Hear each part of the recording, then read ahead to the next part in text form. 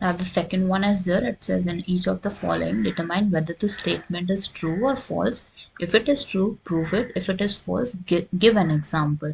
ठीक है, पहली स्टेटमेंट अगर आप नोटिस करो तो इन्होंने बोला है x belongs to A and A belongs to B, then x belongs to B. This is not necessarily true. True नहीं हो सकता ये, हम इसको false प्रूफ कर सकते हैं. कैसे प्रूफ करोगे?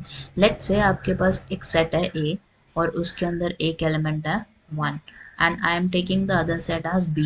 B, let's say I am taking it as 1 and I am taking the second element to be 2 in this case. ठीक है, अब यहाँ पे अगर आप नोटिस करो 1 clearly belongs to A, लेकिन क्या A हमारा बिलोंग कर रहा है B में? It is belonging to B, but you can see 1 is not there in B. इसमें मैंने सेट बनाया है यहाँ पे, ठीक है, तो इसलिए 1 तो हमारा B के अंदर पार्ट नहीं है. तो we can understand कि x is do belonging to A here and A is belonging to B, but does not imply कि x भी हमारा B का पार्ट होगा. This is not necessarily true.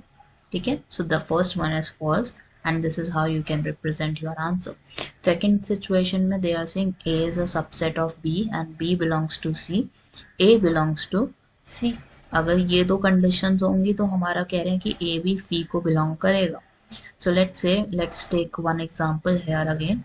So A ले लेते हैं let's say 1, B ले लेते हैं 1 and 2 let's say, and C ले लेते हैं हम यहाँ पे 1, 2 is there and 3 is there let's say. ठीक है, ये तीन सेट्स हमने कंसिडर करे. सो A is nothing but a subset of B in this case. दिख ही रहा है आप लोगों को.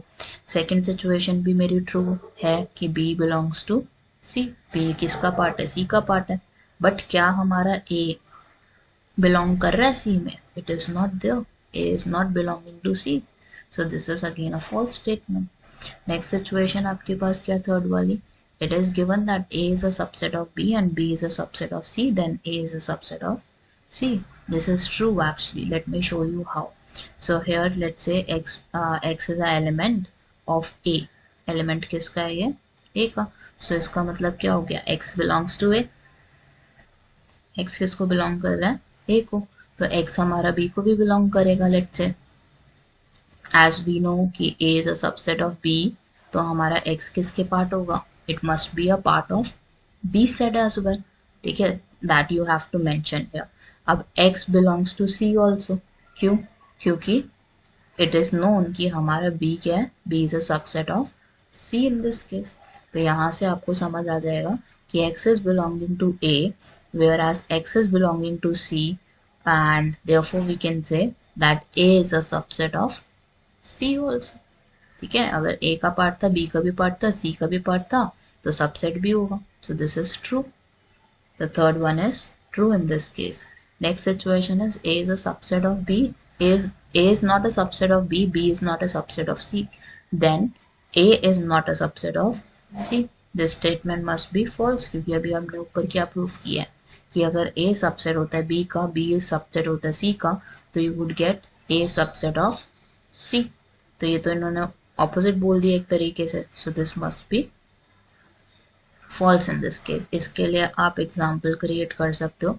You can let A to B, let say 1 and 2 उसके पार्ट्स हैं, एलिमेंट्स हैं.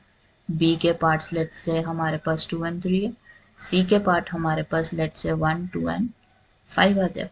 ठीक है, तो यू कैन क्लियरली सी कि A is not a subset of B. ठीक है, A is not a subset of B in this case and B is also not a subset of C. तो A is not a subset of C. A तो बन गया subset of C क्योंकि देखो 1 और 2 है इसके पास C के अंदर. So this is false. अगर ये दोनों नहीं है तो हो सकता है कि A सबसेट आ जाए किसका? C का. फिफ्थ सिचुएशन हमारे पास ऐसी है कि हमारे पास दिया हुआ है X belongs to A and it is also given that A is not a subset of B. Then X belongs to B. This is clearly false. क्यों false है? ध्यान से नोट डाउन करना. Here it says X is belonging to A. So let's say कि मेरे पास A set है 1 and 2 and B set है मेरे पास 2, 3 and I can clearly see कि 1 किसको belong कर रहा है? A को. And A is not a subset of B. That's given.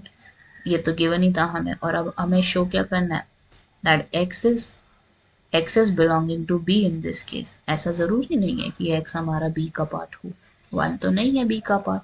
So x is not equivalent, x is not belonging to b in this case, so this is false. Sixth situation में हमारे पास क्या दिया हुआ है, a is a subset of b, x does not belong to b, whereas then x does not belong to a. This is correct, absolutely correct. He situation हमारे लिए possible हो सकती है. And you can create one of the example for it and comment down for the sixth one as we have done for the first.